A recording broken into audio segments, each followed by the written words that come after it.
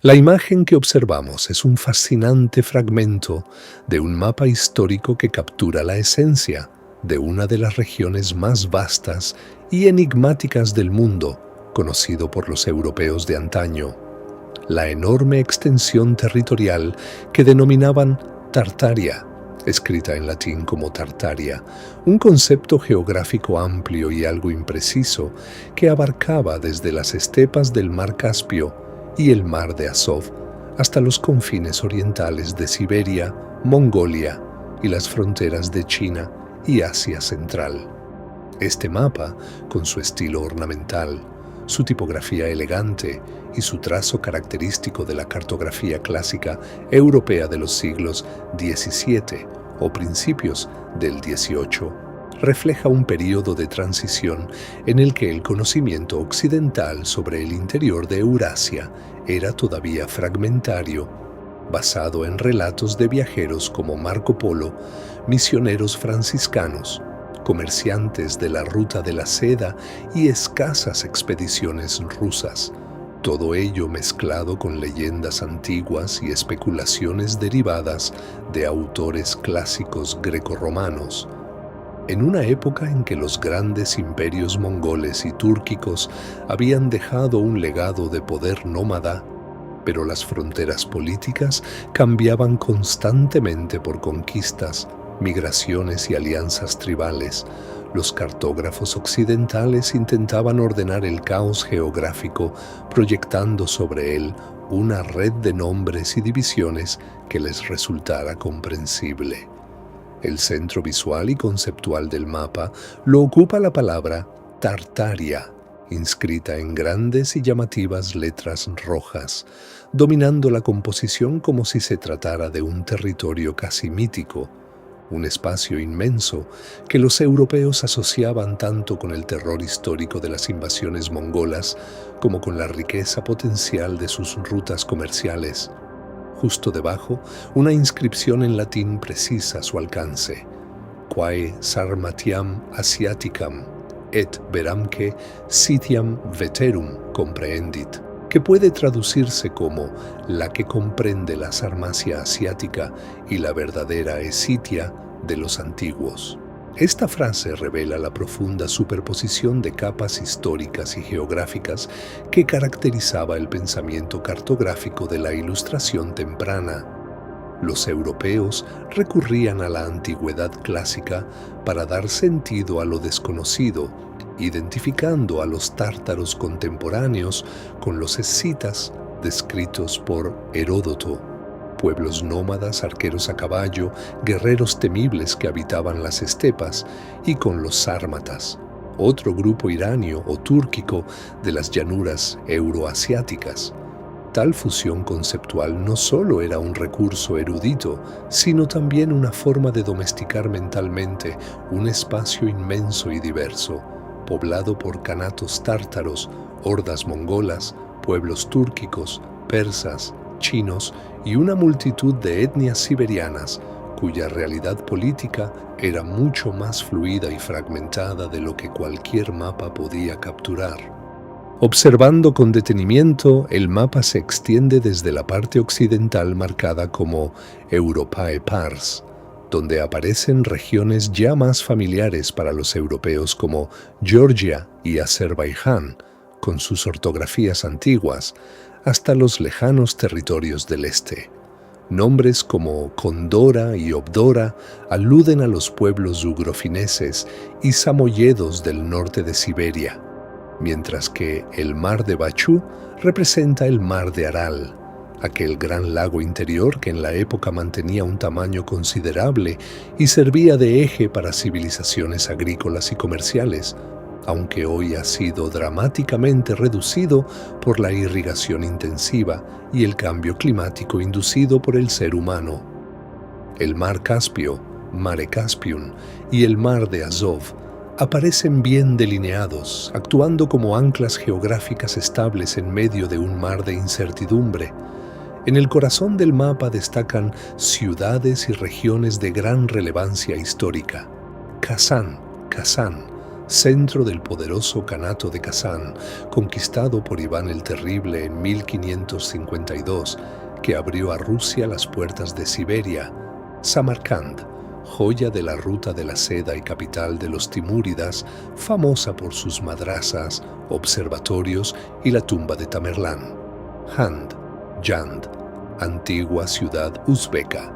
y otros topónimos que evocan la compleja red de kanatos, emiratos y confederaciones tribales que dominaban Asia Central tras la desintegración del Imperio Mongol. La diversidad étnica y política se manifiesta en la profusión de nombres de tribus y hordas. Mavrenajer, Maveranar, la región transoxiana entre los ríos Amudaria y Sirdaria, cuna de grandes imperios islámicos túrquicos; Sibiraikorum Horda, la Horda siberiana, y referencias a los restos de la Horda de Oro y otras subdivisiones tártaras. Estos elementos subrayan que Tartaria no era un estado unificado, sino un mosaico de poderes nómadas y sedentarios en constante interacción, donde el pastoreo, el comercio caravanero y las incursiones militares definían la dinámica social.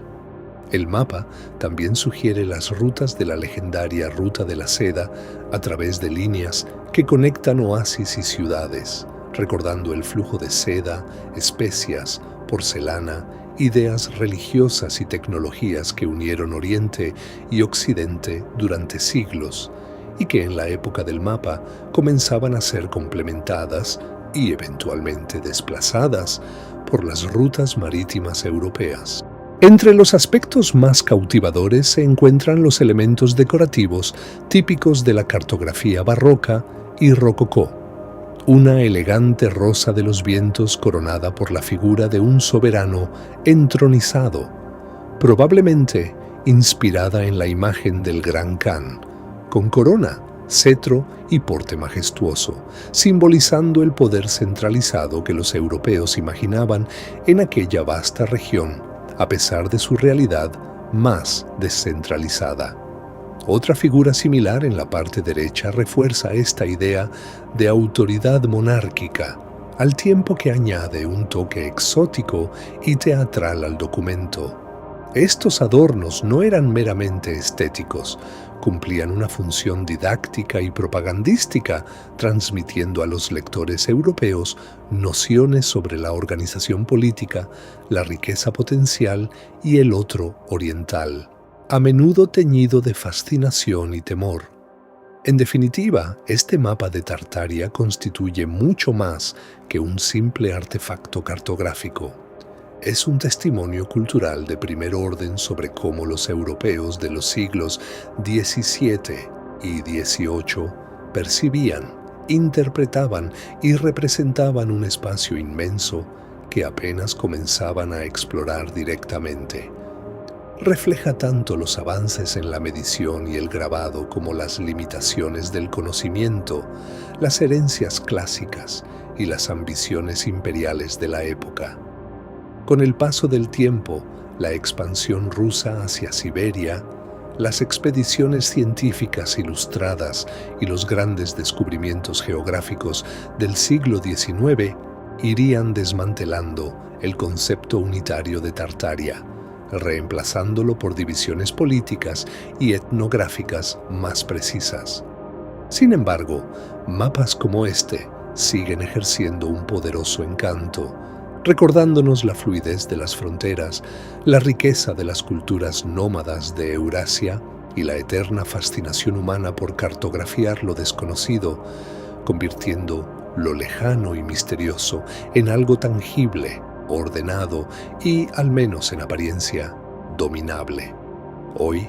estas imágenes antiguas nos invitan a reflexionar sobre cómo nuestras propias representaciones del mundo siguen estando condicionadas por nuestros conocimientos, prejuicios y aspiraciones. El mapa que contemplamos nos sumerge profundamente en un tapiz histórico y cartográfico extraordinariamente rico, donde profundizar en los nombres de las ciudades, tribus y la compleja historia de la región denominada Tartaria En los mapas antiguos equivale a adentrarse en un universo de pueblos nómadas, imperios efímeros pero de inmenso impacto,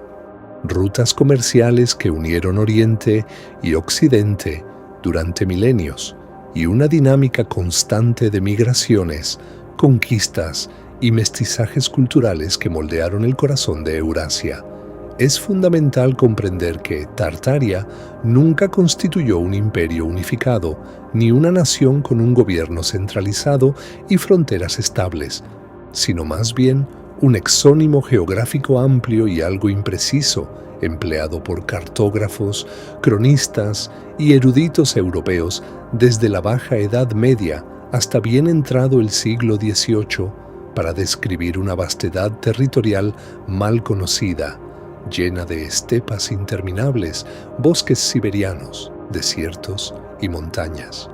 Este término englobaba una asombrosa diversidad de pueblos principalmente de origen túrquico, mongol y tungúsico, a los que los europeos agrupaban genéricamente bajo el apelativo de tártaros, derivado de tatar, pero reforzado con una R que evocaba el Tártaro, el abismo infernal de la mitología griega, reflejando el terror colectivo que las devastadoras invasiones mongolas del siglo XIII habían dejado grabado en la memoria europea, donde las hordas de Genghis Khan y sus sucesores fueron percibidas como un azote casi apocalíptico.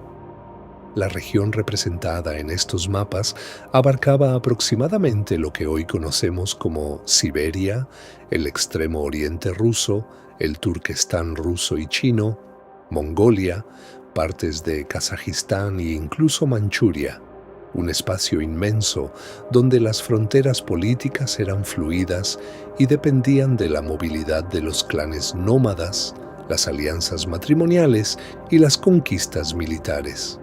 Entre las ciudades destacadas en tales representaciones cartográficas, Samarcand ocupa un lugar legendario. Situada en el actual Uzbekistán, esta joya de la ruta de la seda alcanzó su máximo esplendor bajo el dominio del conquistador turco-mongol Tamerlán, Timur, en el siglo XIV, quien la erigió como capital de su vasto imperio y la adornó con monumentos arquitectónicos de inigualable belleza, como la Plaza del Registán, madrasas cubiertas de azulejos turquesa y mausoleos que aún hoy deslumbran a los visitantes. Antes de Tamerlán, Samarcanda ya había sido capital del imperio sasánida persa, un importante centro bajo los árabes abasíes tras su conquista en el siglo VIII, y posteriormente una de las principales urbes del imperio mongol tras la devastación inicial causada por Genghis Khan, quien la arrasó en 1220 solo para que renaciera con mayor vigor. Su riqueza provenía del control de caravanas que transportaban seda china, especias indias, lapislázuli afgano y esclavos, y su declive relativo en épocas posteriores no eclipsó su aura mítica en la imaginación europea. De igual manera, Kazán, inscrita como Kazán en el mapa, representa un capítulo crucial en la historia de la interacción entre el mundo ruso y el islámico túrquico, capital del Kanato de Kazán, un estado sucesor de la Horda de Oro que floreció desde el siglo XV, controlando el curso medio del Volga y ejerciendo influencia sobre rutas fluviales vitales. Su conquista por el zar Iván IV el Terrible en 1552, tras un asedio sangriento, marcó un punto de inflexión histórico, permitiendo la expansión rusa hacia el este, la cristianización forzada de amplias zonas y la integración de poblaciones túrquicas musulmanas en el incipiente imperio zarista. Hoy, Kazán es la capital de la República de Tartaristán dentro de la Federación Rusa, donde millones de tártaros del Volga preservan su lengua, su cultura islámica y tradiciones que se remontan directamente a aquellos kanatos medievales, manteniendo una identidad híbrida euroasiática única. Otro topónimo notable es Jand o Jand, una antigua ciudad oasis en el delta del río Amu Daria, en la actual Turkmenistán o zonas limítrofes de Uzbekistán, que funcionó como próspero emporio comercial y centro de erudición islámica durante la Edad Media, famosa por sus tejidos de algodón, sus mercados y su rol en la red transasiática. Su historia, sin embargo, está marcada por la fragilidad de los entornos desérticos. Destruida por los mongoles en el siglo XIII, reconstruida y nuevamente devastada, acabó decayendo irreversiblemente cuando el curso del Amu Daria cambió en el siglo XVI, dejando ruinas que hoy ilustran la vulnerabilidad de las civilizaciones oasis frente a los caprichos hidrográficos y las invasiones. El mar de Aral, denominado Mar de Bachu en el mapa antiguo, no es una ciudad, pero constituye un elemento geográfico fundamental que simboliza tanto la prosperidad pasada como la tragedia ambiental moderna. Uno de los mayores lagos del mundo durante siglos sustentó pesquerías, agricultura irrigada y ciudades a su alrededor, siendo parte integral del sistema de la Ruta de la Seda. Su desecación dramática en el siglo XX, provocada por los megaproyectos de irrigación soviéticos para el cultivo de algodón, representa una de las mayores catástrofes ecológicas de la historia humana, con consecuencias devastadoras para la salud, la economía y la cultura de las poblaciones kazajas y uzbecas ribereñas, y sirve como recordatorio de cómo la intervención humana puede alterar paisajes que parecían inmutables en los mapas antiguos. En cuanto a las tribus y confederaciones, el mapa es un verdadero catálogo de la diversidad étnica y política de las estepas. Términos como Sibiraikorum Horda aluden a las hordas siberianas, grupos túrquicos y ugrofineses que habitaban los bosques y tundras del norte, mientras que Tabor probablemente hace referencia a subdivisiones de hordas tártaras o mongolas.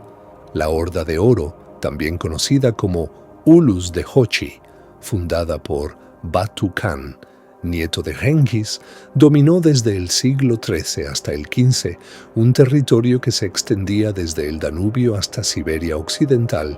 imponiendo el yugo tártaro sobre los principados rusos, controlando el comercio de pieles, esclavos y especias, y manteniendo una corte cosmopolita en Sarai donde convivían musulmanes, cristianos y chamanistas. Los mongoles, bajo el liderazgo visionario y brutal de Genghis Khan, crearon el mayor imperio terrestre continuo de la historia, unificando tribus rivales de las estepas mediante una combinación de meritocracia militar, leyes estrictas, el yasa y una tolerancia religiosa relativa que facilitó la Pax Mongólica, un periodo de relativa paz y seguridad en las rutas comerciales que permitió el intercambio no solo de mercancías, sino de tecnologías, como la pólvora y la imprenta, religiones, el budismo, el islam y el nestorianismo, y conocimientos entre China, Persia, India y Europa.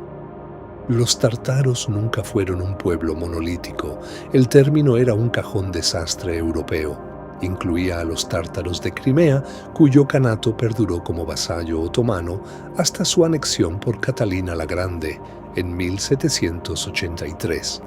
A los tártaros del Volga, sedentarizados y parcialmente islamizados, e incluso en la flexible cartografía del siglo XVII se extendía hasta los manchúes, pueblo tungúsico, quienes conquistaron China en 1644 y fundaron la dinastía Qing, que gobernó hasta 1912 y expandió el control sobre Mongolia y el Turquestán oriental. Esta imprecisión lingüística y conceptual ilustra cómo los europeos proyectaban sus miedos y categorías clásicas, escitas, sármatas, sobre una realidad mucho más matizada y dinámica. La historia de Tartaria es la crónica eterna de la tensión entre imperios sedentarios y poderes nómadas de las estepas, de la ruta de la seda como arteria vital de civilización y de la gradual absorción de estos territorios por potencias expansionistas. Mientras los mongoles y sus sucesores unificaron temporalmente el espacio, su fragmentación en kanatos rivales abrió la puerta a la expansión rusa hacia Siberia, impulsada por los cosacos y los promisleniki en busca de pieles, y al avance chino-ching hacia el oeste. Con el tiempo, el conocimiento geográfico más preciso, las expediciones científicas y la colonización directa hicieron que el término vago de Tartaria desapareciera de los mapas, reemplazado por entidades concretas como Siberia, Kazajistán, Mongolia o Turquestán. El mapa que analizamos no habla de un imperio perdido o de conspiraciones ocultas, sino que captura un momento congelado en el que las estepas euroasiáticas representaban para Occidente un territorio inmenso, misterioso, peligroso y fascinante, habitado por guerreros a caballo, mercaderes caravaneros y culturas milenarias cuya huella sigue viva en la demografía, la toponimia y el patrimonio genético y cultural de la vasta región que un día llamaron Tartaria.